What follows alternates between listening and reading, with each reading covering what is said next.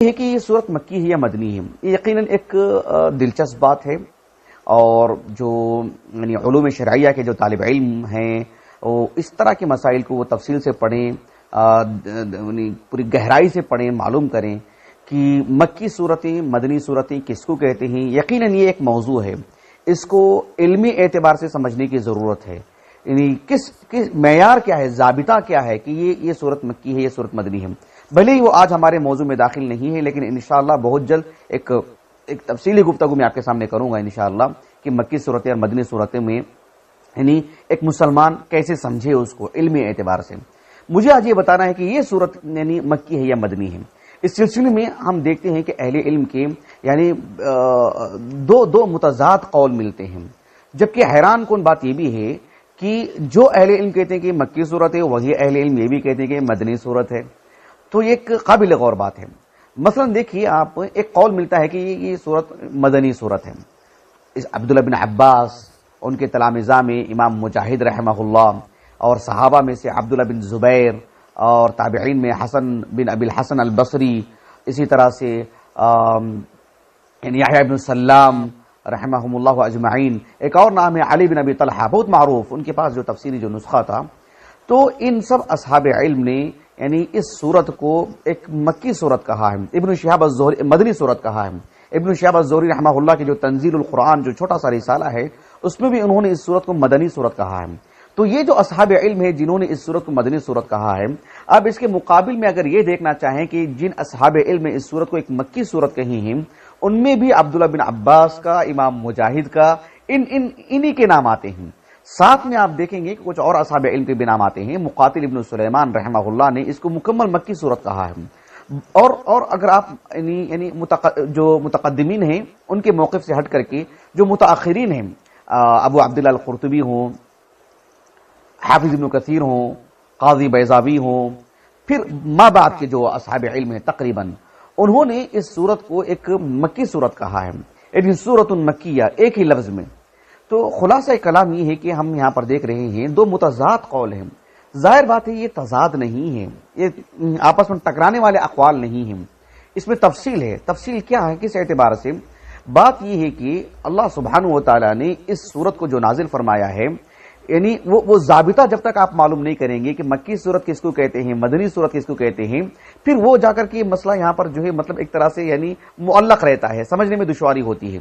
بھلے ہی وہ آج ہمارا موضوع نہیں ہے، ہم جائیں گے تو پھر تفصیل سے کیسے سمجھا پائیں گے، آسان کام نہیں ہے، اس کو ہم مفصل الگ گفتگو کریں گے انشاءاللہ۔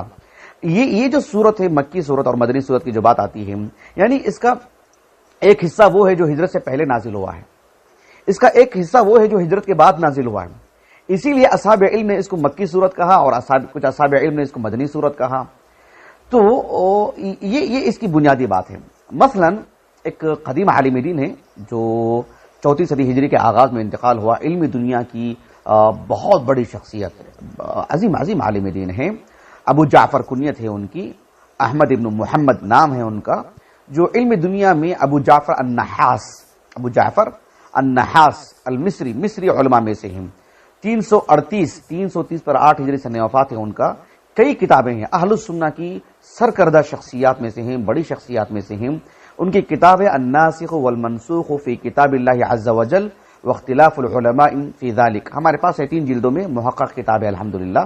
اور جو المکتبۃ الشاملہ ہے اس میں بھی بہو اسی مطلب وہی جو ہے یعنی المکتبۃ الشاملہ کہہ رہا ہوں، جو موضوعات التفسیر الماثور ہے نا 24 جلدوں والا، انہوں نے اسی نسخے کو رکھ کر کے اس کے جا بجا حوالے دیے ہیں۔ تو بہرحال الناسخ والمنسوخ جو کتاب ہے ابو جعفر النحاس کی رحمہ اللہ، اس میں انہوں نے سورۃ الحج سے متعلق جو فصل قائم کیا آپ نے، اس کے آغاز میں انہوں نے اپنی سند سے، حالانکہ وہاں پر انہوں نے سند ذکر نہیں کی ہے، اس سند کو انہوں نے سورۃ الانعام میں ذکر کی ہے، سند میں آپ کو آگے بعد بتاؤں گا انشاءاللہ۔ ابو جعفر النحاس رحمہ اللہ نے سورۃ الحج سے متعلق عبداللہ بن عباس رضی اللہ عنہما کے حوالے سے لکھا کہ عبداللہ بن عباس رضی اللہ عنہما نے اس سورت سے متعلق کہا کہ هذه سورة مدنیۃ، هذه سورة مکیۃ، کہ یہ ایک مکی صورت ہے، دھیان دیجئے گا، مدنی نہیں، ایک مکی صورت ہے۔ کہا کہ سوا 3 آیات منها فإنهن نزلت فی المدینہ، کہا کہ یہ ایک مکی صورت ہے سوائے 3 آیتوں کے، وہ 3 آیتیں مدینے میں نازل ہوئی ہیں۔ سمجھ میں آگی بات آپ کو؟ اس بنیاد پر کسی نے مکی کہا، کسی نے مدنی کہا۔ وہ 3 آیتیں کون سی ہیں؟ عبداللہ بن عباس نے کہا رضی اللہ عنہما، جو آیت السجدہ کے بعد، یعنی پہلا جو سجدہ ہے، آیت السجدہ کے بعد کی جو آیتیں ہیں، ھذان خصمان اختصموا فی ربہم فالذین کفروا قطعت لهم ثیاب من نار یصب من فوق رؤوسہم الحمیم یصہر به ما فی بطونہم والجلود ولہم مقامع من حدید۔ تو یہ جو 3 آیتیں ہیں، کہا کہ یہ 3 آیتیں وہ ہیں جو ہجرت کے بعد نازل ہوئی ہیں، جو اصطلاحی طور پر مدنی صورت، مدنی آیات کہلاتی ہیں۔ بقیہ ساری صورت مکی صورت ہے۔ یہ عبداللہ بن عباس رضی اللہ عنہما کا یہ قول ہمیں اس کتاب کے حوالے سے ملتا ہے۔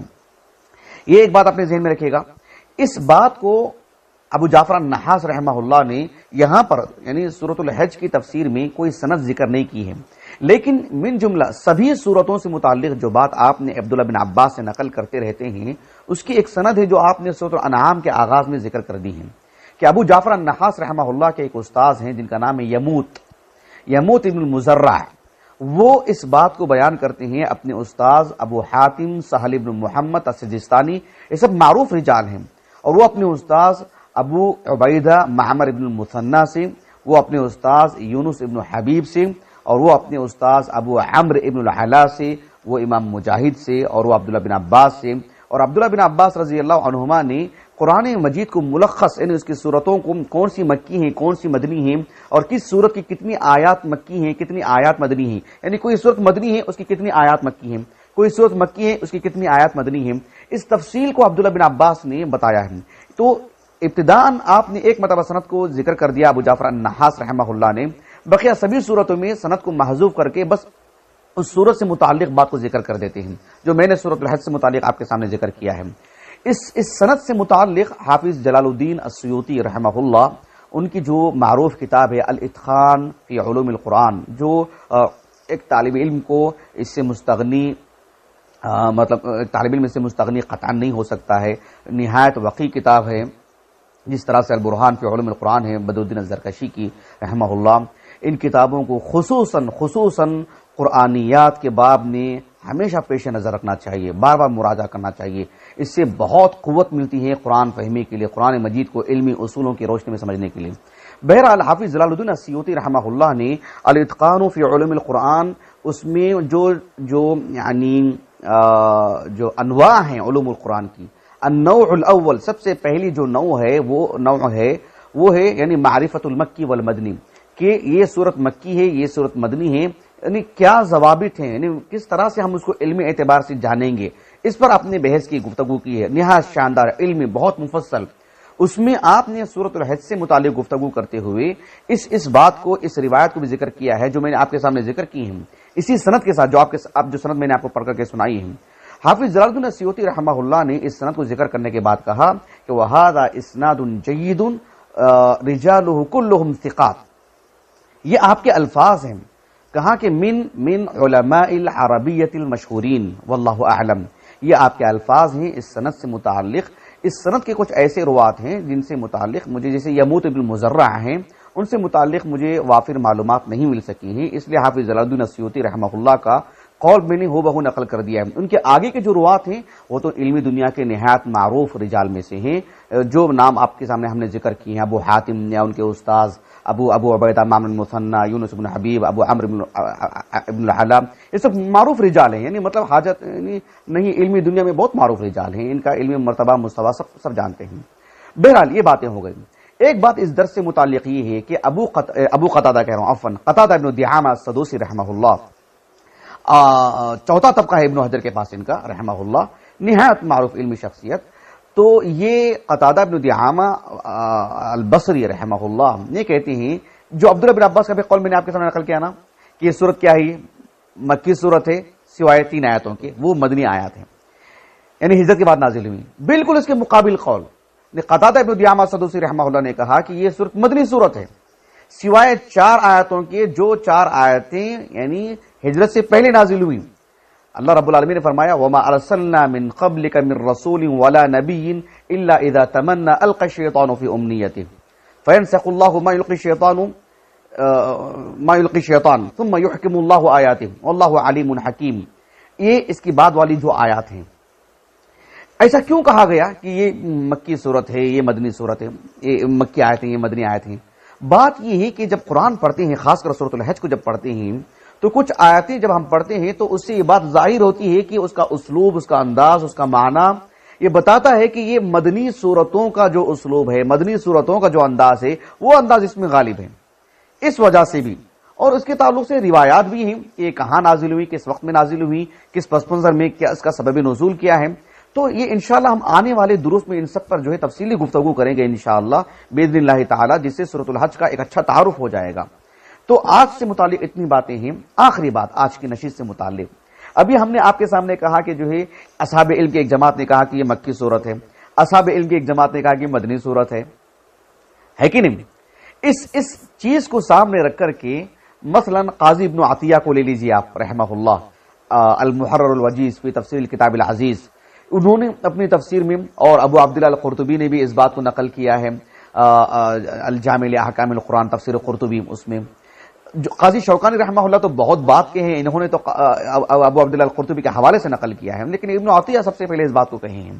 ابن عطیہ رحمہ اللہ کہتے ہیں کہ اس صورت سے متعلق کہ قال الجمہور، یعنی اس بات کی نسبت انہوں نے جمہور اہل علم کی طرف کی اور کہا کہ یہ صورت کس طرح کی صورت ہے؟ کہا کہ مختلطۃ. کیا کہا؟ مختلطۃ. یہ صورت مختلط ہے، یعنی فیہا مکی و مدنی، اس میں کچھ آیتیں مکی ہیں، کچھ آیتیں مدنی ہیں. تو یہ صورت کیا ہوئی؟ مختلط. مختلط یعنی کئی چیزوں کا منبع، کئی چیزوں کا یعنی ملی جلی، یعنی یہ خالص مکی ہے نہ خالص مدنی ہے بلکہ مختلطۃ. یہ جمہور اہل علم نے کہا کہ یہ مختلط صورت ہے، یعنی اس میں سبھی یعنی مکی آیات بھی ہیں، مدنی آیات بھی ہیں، یہ معنی ہے اس کا. واللہ اعلم. اس کا ایک بڑا حصہ جو ہے ہجرت سے پہلے نازل ہوا ہے، اور جب اللہ کے رسول مدینے کو آئے تو اس کا کچھ حصہ مدینے میں نازل ہوا ہے. آگے تفسیر انشاءاللہ میں آپ کے سامنے رکھوں گا باذن اللہ تعالی. تو یہ اس سورت سے متعلق بات ہے. اور قاضی ابن عطیہ نے یہ بھی بات کہی ہے کہ وَهَذَا هُوَ الْأَصَحُ، اور یہی بات درست ہے کہ یہ صورت کیا ہے؟ مختلطۃ. کیا صورت ہے یہ؟ مختلطۃ. کیوں؟ اس لیے کہ اس صورت کا جو پیغام ہے، اس صورت کی جو آیات ہیں، اس کی جو معانی ہیں، وہ اس بات کا تقاضا کرتی ہیں کہ آپ یہ بات لازمی طور پر کہیں نتیجے کے طور پر کہ یہ صورت مختلط ہے، یعنی اس میں کچھ مکی آیات ہیں، اس میں کچھ مدنی آیات ہیں. انشاءاللہ ہم دھیرے دھیرے جب بڑھیں گے آگے، وہاں ہم آپ کے سامنے نشاندہی بھی کریں گے کہ اس صورت سے متعلق یعنی اس آیت سے متعلق اہل علم نے کیا باتیں کہی.